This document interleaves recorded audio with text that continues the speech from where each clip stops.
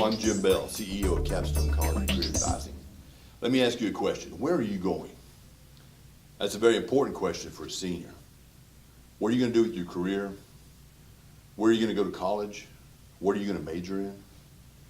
Capstone offers a myriad of many different programs and packages, from freshman to sophomore, from junior to senior.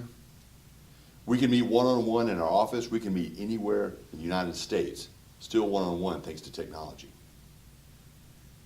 Meeting with Capstone can help you decide and determine where you are going. Where are you going to college? What are you going to major in? And we will help you through every step of the way.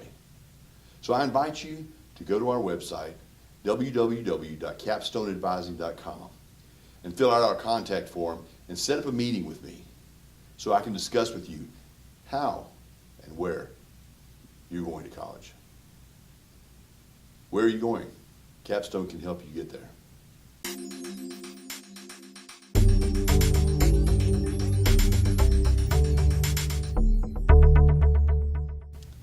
Today we're going to be talking about another aspect of the application process, and that's recommendation letters.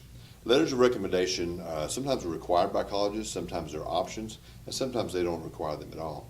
But it's always something that you want to make sure that you look at, even if it's just an option for a letter of recommendation, because anytime a college gives you an option to do something, or they recommend that you do something, that means that they're willing to look at that for you. And if you don't do it, that's really very telling to them. That basically tells them that we gave you an option to do something, you didn't take advantage of it, so you're probably not going to go the extra mile when you get here in college. So you're only going to do the bare minimum. And colleges want to make sure that they want students that can go above and beyond what they require and what the minimums are. They don't want somebody who's just barely riding the fence. So I would take advantage of any opportunity you have. Anytime a college gives you an opportunity to do something, you take advantage of that. Make sure you take advantage of that. So letters of recommendation, what does that look like? What are those recommendation letters? Who are they going to be from? Who do you get letters of recommendation from? It could be your teacher. It could be your counselor. It could be your teacher and your counselor. A lot of times colleges will require one from each. Sometimes it's two teachers. Sometimes it may be a parent recommendation. Sometimes it's a peer recommendation, or maybe an alumni recommendation. Whatever the college requires, you will need to get a letter of recommendation from that person to send to the college. Now, what are they looking for?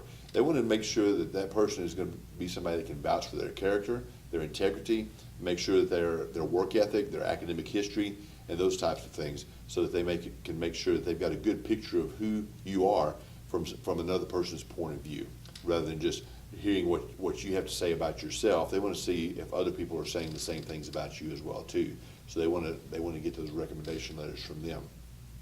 So a lot of times you will want to get those letters of recommendation from people that know you fairly well, maybe know you in the classroom and have a good idea of who you are, that can really vouch for you, that know you and your integrity and your values. Now, very important thing to remember here, and I've talked to you about this before, deadlines. Make sure you are very respectful of the person that's writing the letter of recommendation for you. Give them plenty of time to think this process through. You may have to follow up with them, and that's okay, because this is time outside of their normal day and outside of their normal duties that you're asking them to do for you. You're asking them to take out time from their normal life to sit down and write something about you.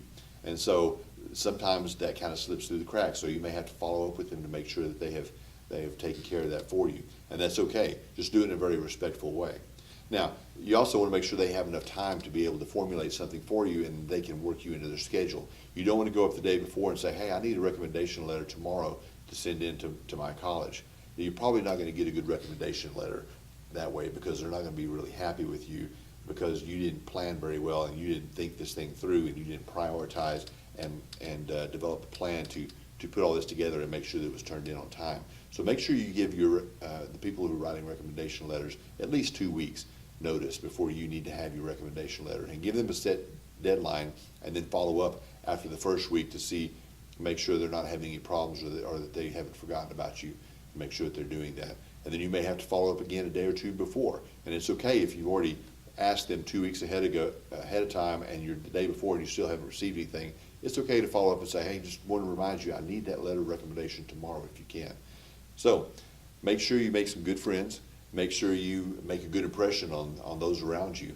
Make sure that you pick people that will vouch for who you are and can really vouch for your character, and that will say the same things about you that you're saying about yourself, and make sure there's not any variance between those things as well too, because colleges will want to see that. They want to see what other people are saying about you as well as what you're saying about yourself.